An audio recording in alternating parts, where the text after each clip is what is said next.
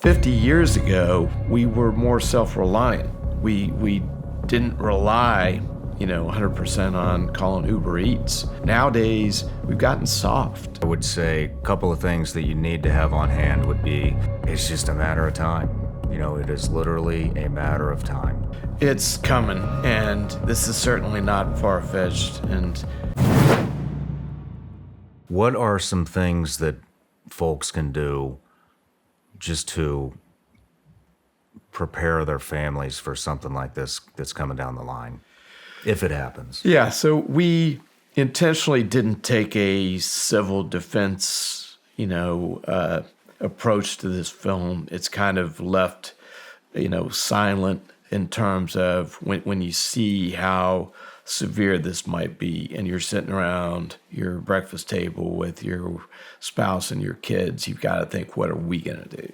And you better have some extra food. You should have a generator. You should potentially have a bolt hole, where you can go, where you have, friends and family around you. You should have a plan. You should think about this because the risk is high. And I know this is politically incorrect to talk about. People think you're a tinfoil hat kind of guy if you think that. But how reliant can we be on this U.S. government, frankly, when you see the threats? And when you watch this movie and you're going to say, holy smokes, we better protect ourselves. Yeah. And therefore, you need to think outside the box. You need to think about 50 years ago, we were more self-reliant. We didn't rely, 100% on calling Uber Eats or, calling Amazon to get our food. I mean, a lot of us had gardens. A lot of us could hunt, etc. Nowadays, we've gotten soft, and therefore we have to think about getting better prepared and better self-reliant, frankly. And we have to, saying I have is prepare for the worst, hope for the best, leave God to the rest. I have a saying too. You can shut in one hand and wish in the other and see which one fills up first. Yeah.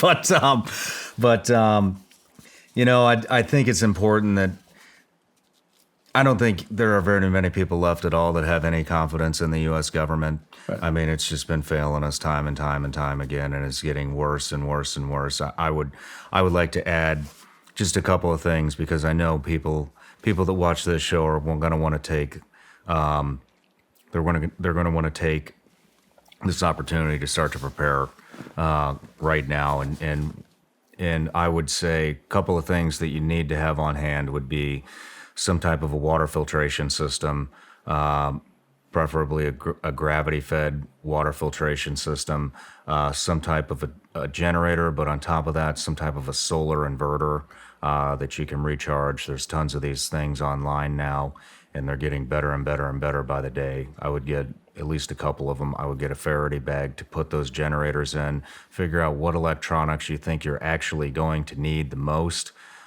maybe light, heat, because if the grid goes down, there's not going to be any heat, and it's going to be extremely cold in some places. And I would put all of these important electronics that you think that you might need into a Faraday bag to protect from an EMP pulse. And another thing that people never think about, they always think protection, weapons, things like this, and that is 100%. Yeah, you need to be able to protect yourself, especially when this happens, if it happens, because the desperation will kick in extremely fast. But another thing people don't think about is tools. Tools that you need to garden, tools that you need to board up your windows, all this, like the power drills, all that kind of stuff. It's not going to work anymore, and so hand tools to be able to enable you to increase the infrastructure in your house and protect against the desperation of humanity that's coming.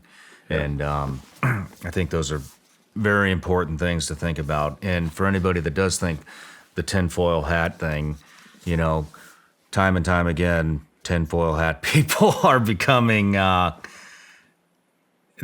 it's turning out that a lot of these things are right. And it's not a tinfoil hat thing. We see it anytime there's a hurricane, you see this in a very small capacity.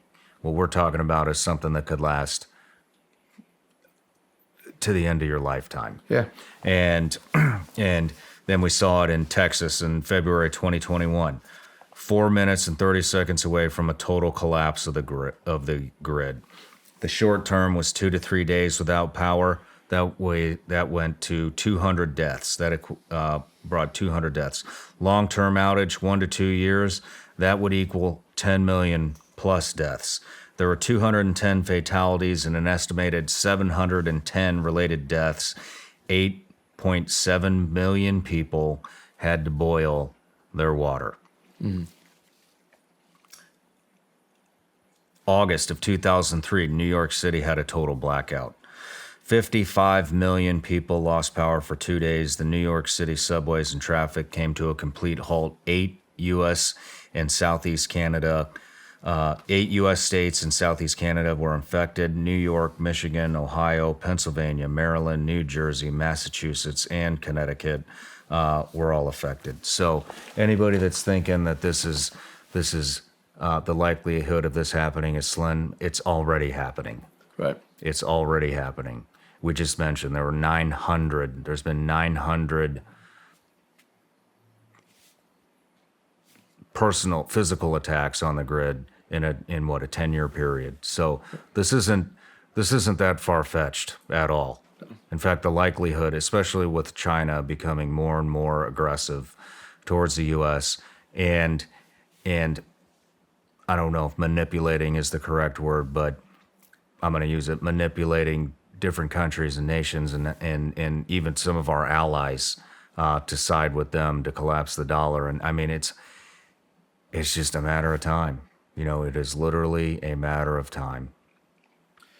It's coming, and this is certainly not far-fetched. And, the film lays out with some phenomenal experts. So we mentioned Angus King, we mentioned Jennifer Granholm. We also have Newt Gingrich. We have Ted Koppel is very, very concerned about the potential of a cyber attack.